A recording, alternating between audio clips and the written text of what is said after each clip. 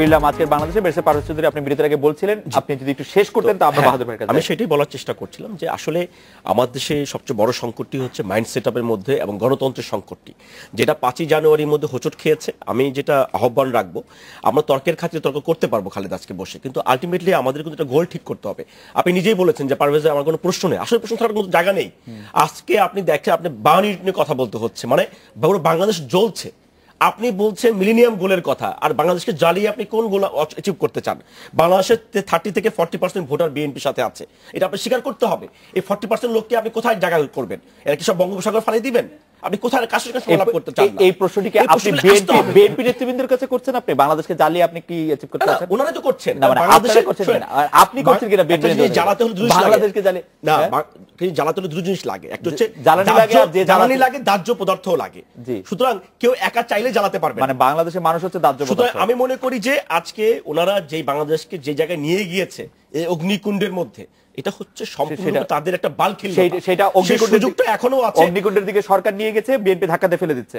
এখন আপনি বলার জন্য বলতে পারবেন, আমি আপনাকে ধাওয়া বলবো, কিন্তু প্রশ্নটি হচ্ছে কি যে আসলে বাংলাদেশের মানুষ আজকের এই সংকটটির জন্য অঙ্গুলিটি হেলন করছে কিন্তু সরকারের দিকেই। এই দায়টা কিন্তু ওনারা এড়াতে পারবেন না। আপনি আমার দিকে দিতে পারবেন, কিন্তু তাতে কিন্তু সমস্যা উঠছে। আমি জোনায়েদ সাকিবের কাছে যাই। জোনায়েদ সাকিব ভাই, একটি কৌশল অপকৌশলে খেলা আসলে চলছে, যেখানে আমরা আসলে বলতে চাইছিলাম যে কোন তালে কোন সুর, মানে কে সুর কে অসুর, বা কোন সুরে কি হচ্ছে। এই কৌশল অপকৌশল খেলায় ব্যারিস্টার পারভেজ বলছেন যে দায়টি আসলে সরকারের দিকেই যাচ্ছে বলে জনগণ মনে করছে। আপনি কি মনে করছেন আসলে দায় জনগণ আসলে কাকে? প্রথমত আমি যেটা বলছি কে সুর আর কে অসুর, সেটা আসলে তো শেষ পর্যন্ত জনগণই নির্ধারণ করবে। কিন্তু যেটা আমরা দেখতে পাচ্ছি যে এই নির্ধারণের প্রক্রিয়ার মধ্যে মাঝখানে মানুষ কিন্তু মারা পড়ছেন। এখন সেটাই সবচেয়ে মর্মান্তিক এবং দুঃখজনক। আর তারপর আবার রাজনীতিতে ফিরি, যেহেতু রাজনীতির আলোচনায় আমাদের করতে হবে। আওয়ামী লীগ বলছে কিংবা সরকার বলছে যে খালেদা জিয়াকে 5 তারিখ সমাবেশ করতে দিলে তাদের কাছে অথেন্টিক ইন্টেলিজেন্স ইনফরমেশন আছে যে এটা এই দিনে কি যেন একটা বিরাট লঙ্কাকাণ্ড ঘটে যেত। আপনারা আবার আওয়ামী লীগের নেতারা কিন্তু এটাও বলছেন যে বিএনপি এক বছরে তো অনেকগুলো সমাবেশ করেছে, একটা সমাবেশ করতে না দেওয়ার কারণে কেন তাদেরকে এটা করতে হবে?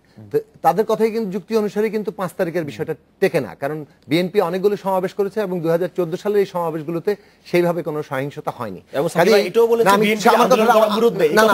আমার কথা আমাকে বলতে দেন। সেটা হচ্ছে যে তাহলে যেটা দাঁড়াচ্ছে যে 5 তারিখে বিএনপি সহিংসতা করে ফেলতো বলে সরকার যে আগাম নিষেধাজ্ঞার দিকে গেল, নিজেরাই একটা অবরোধ পরিস্থিতি সৃষ্টি করলো, তার ফলাফলটা কি হলো? ফলাফলটা হলো যে গত এই 16 দিন ধরে এখন অবরোধ চলছে এবং তাতে মানুষ মারা যাচ্ছে। তাতে তো সহিংসতা বন্ধ হলো না। এবং যেটা আমরা দেখতে পাচ্ছি যে আইন শৃঙ্খলা বাহিনীর যেখানে দায়িত্ব হচ্ছে এই জিনিসগুলো ধরা, সেখানে আইন শৃঙ্খলা বাহিনী যতটা না ধরছে তার চাইতে অনেক বেশি রাজনৈতিক বক্তব্য বাগাড়ম্বর করছেন, এবং এক্ষেত্রে তাদের ব্যর্থতাটা কিন্তু আমাদের সামনে আনা দরকার। কারণ আইন শৃঙ্খলা বাহিনীর দায়িত্ব হচ্ছে এই স্পটে কিংবা এর পরিকল্পনাকারীদের ধরা, তাকে আইনের আওতায় আনা, তাকে গুলি করার হুমকি দিচ্ছেন। যতটা হুমকি তারা দিচ্ছেন, তাদেরকে জনগণের জানমাল নিরাপত্তা করার জন্য তাদেরকে তো জানান দায়িত্ব দেওয়া আছে, ক্ষমতা দেওয়া আছে, অস্ত্র দেওয়া আছে। তাহলে তাদেরকে এটা বলতে হচ্ছে কেন? তাহলে মানুষকে প্যানিক তৈরি না করে মানুষের সিকিউরিটি দেওয়া যেখানে তাদের দায়িত্ব, সেই জায়গায় তাদের ভূমিকা আমরা দেখতে পাচ্ছি না। আর দ্বিতীয়ত আরেকটা কথা হচ্ছে সরকার। এখন সরকার রাজনৈতিকভাবে কিন্তু বিএনপি দায় আছে, আমি আবারও বলছি বিএনপিকে এই দায় নিতে হবে, কিন্তু বিএনপিকে এই দায়ে যত আক্রমণ করতে সরকার ব্যস্ত, ততটা কিন্তু রাজনৈতিক সংকটের কিভাবে সমাধান হবে সেটা কিন্তু এখন পর্যন্ত জনগণকে জানাচ্ছেন না। না জানানোর ফলে এই জায়গাটাতে আমরা কিন্তু কোথায় যাবো যে বুঝতে পারছি না। এই জায়গাতে আমি বাহাদুর ব্যাপারে আপনার কাছে আসতে চাই। আপনারা জনগণের মানে এই সংকটকে রাজনৈতিক সংকট হিসেবে দেখতেই নারাজ, কারণ আপনারা মনে করছেন আপনারা 5 বছর ক্ষমতা থাকবেন এবং এইটিরই আপনি কোনো রাজনৈতিক সমাধানের কোনো উদ্যোগও খুঁজছেন। আপনারা জনগণের পাশে যাচ্ছেন শুধু এই সমস্যাটিকে দমন করার জন্য। খালিদ, আমি একটু কথা বলতে দিতে হবে। আমাদের সাবজেক্টও সুন্দর, আলোচনায় সুন্দর আসছে। আমরা এর সমাধান চাই, অফকোর্স সমাধানের বিষয়ে যেতে হলে আমাদের কিন্তু এই বিষয়টা ওরা ভালোভাবে বলছে এটা রাজনৈতিক বিষয়, অফকোর্স রাজনৈতিক বিষয়, রাজনৈতিকভাবেই হবে। আমাদের বিষয়টা হলো কোন তালে কোন সুর। এখানে অসুরের আবির্ভাব হয়েছে। অসুরকে যেমন নির্ধারণ করেছে কালী, এবং এই অসুরের ধারাবাহিকতা বাংলাদেশে ছিল। মুক্তিযুদ্ধের সময় রাজাকাররা ছিল এবং আমার দেশের মানুষরা হত্যা করেছে। তারপর বঙ্গবন্ধুকে হত্যার মধ্য দিয়ে জিয়াউর রহমানরা সেই আরেক ভূমিকা অবতীর্ণ হয়েছে। কালো চশমা পরে অন্য বর্তমানে ফিরতেছি, বর্তমানে ফিরতে যেতে হবে। আপনার তো জানতে হবে কি কারণ এখানে আজকে যে ঘটনা, আজকের এই ঘটনায় মানুষ পুরার ইতিহাস কোথায় আছে? পৃথিবীতে কোথায় পুরে পাবেন না যে কাবাব বানায় দিছে। বার্ন ইউনিটের কথা বলি, আন্দোলন তো সবাই করে, কে না করে। আমরা যতবার আন্দোলন করেছি আপনার ডাটা দিলে দেখবেন প্রতিপক্ষের সাথে যুদ্ধ হয়েছে, রাস্তায় প্রতিপক্ষ। প্রতিপক্ষ যদি সাধারণ মানুষ হয় তা কার বিরুদ্ধে যুদ্ধ ঘোষণা? রাষ্ট্রের বিরুদ্ধে যুদ্ধ ঘোষণা। তারা অসুরের ভূমিকা অবতীর্ণ হয়েছে। এই অসুরদের অতীতে যেইভাবে কালীরা ঠিক করেছে, মুক্তিযুদ্ধের সময় এদেশের জনগণ ঐক্যবদ্ধভাবে এদের প্রতিহত করেছে, বর্তমানেও এই সকল অপশক্তি যারা অসুর হিসাবে এসেছে, সে বিএনপি হোক জামাত হোক, তাকে সকলে মিলে আজকে কিন্তু যেভাবে শুরু করেছেন, আপনি প্রশ্ন করতে চান নাই আওয়ামী লীগ হলে কি একই হবে? আমার কথা বলতে দিতে হবে। বার্নিউটের কথা শুনলে আসলে চোখে পানি আসে। কি অপরাধ তার? আমাদের রাজনীতি করার অপরাধ? আমি বাহাদুর ব্যাপারে রাজনীতি করি, সাকি রাজনীতি করেন, আপনি রাজনীতি করেন, সবাই মিলে রাজনীতি করার কি আমরা এটা চেয়েছি? মানুষ পুরে কাবাব বানায় আমরা বার্ন ইউনিটে নিয়ে যাব? বাংলাদেশের রাজনীতির একটি কেন্দ্র হবে বার্ন ইউনিট।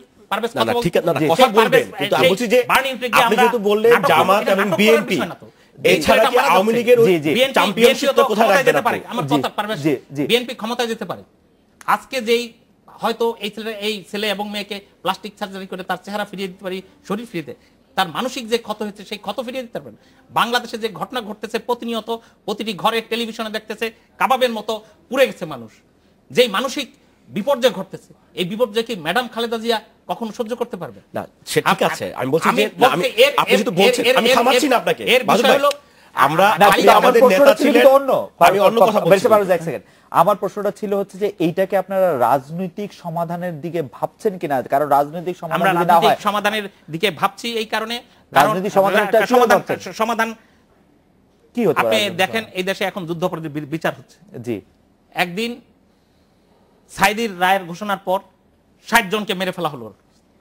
রাজনৈতিক সমাধান এইভাবে হবে, এই যে না বাংলাদেশে বিভিন্ন সময় আইবি রহমানকে হত্যা, শাহ এসএমএম কিবরিয়াকে হত্যা, প্রধানমন্ত্রী দেশরত্ন শেখ হাসিনার সমাবেশে 21 গ্রেনেড হামলার বিচার, এবং প্রত্যেকটি ঘটনা 1 অক্টোবর 2001 নির্বাচনের পর বাংলাদেশে যে আওয়ামী লীগের নেতাকর্মীদের নির্যাতন করা হয়েছে তার বিচার যদি বাংলাদেশে ঠিক মতো হয় তাহলে রাজনৈতিক সমাধান হবে।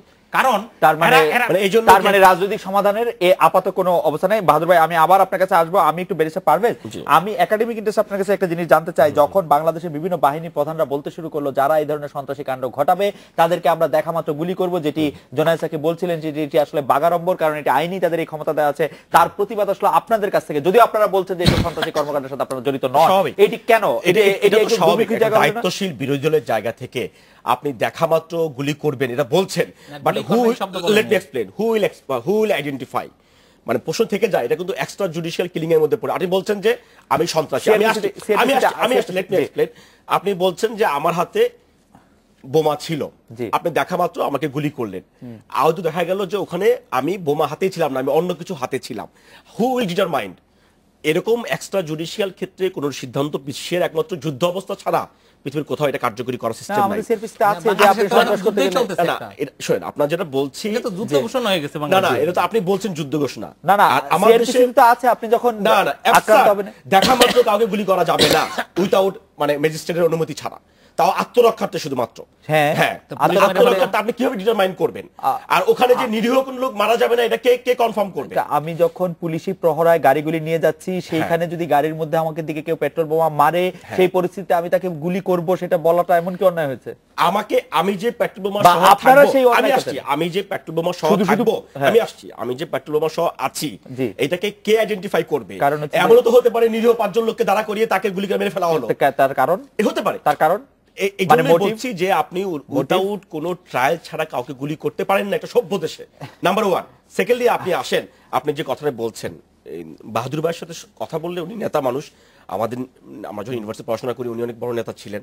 এখন সমস্যা হচ্ছে ইফ যদি ইজ হয় বাট কিন্তু হোয়াট কিতে গেলে তো সমাধান হবে না।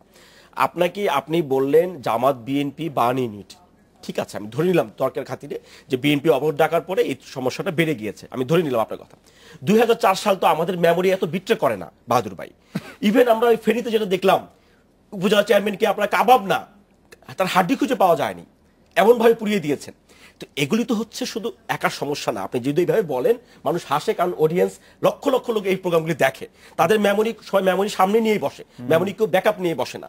এখন আপনাকে বুঝতে হবে যে আমরা যে কথাগুলি বলি এই কথাগুলি কতটুকু যুক্তিসঙ্গত। 52 ইউনিটে দেশ জ্বলছে, এটা নিয়ে কারো কোনো আপত্তি নেই।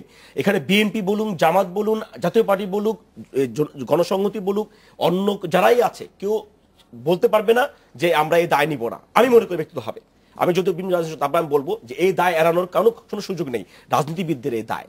কিন্তু যখন আপনি শুধু দায়টি আমার উপরে দিয়ে দিবেন, তখনই সংকটটি আরো গভীরে চলে যাবে। এবং এই সমাধানটি, এই সংকটটি থেকে কিন্তু আমাদের বের হওয়ার জন্য, যেটা খালেদ খুব স্পষ্ট করে বলেছিল, আপনাকে প্রশ্নটি করেছিল যে আপনি কোন সংকটটি, এই রাজনৈতিক সংকটটি রাজনৈতিকভাবে সমাধান করার কোনো প্রক্রিয়া আছে কিনা। আপনি প্রক্রিয়া একটাই রেখেছেন, সেটা হচ্ছে কিসের সংলাপ। এটা কোনো রাজনৈতিক ভাষা হতে পারে না। কারণ আমরা দেখেছি, একটা সেকেন্ড আমি শেষ করে দিই, আমরা দেখেছি পার্বত্য চট্টগ্রামে যারা আমাদের দেশের বিরুদ্ধে যুদ্ধ ঘোষণা শান্তি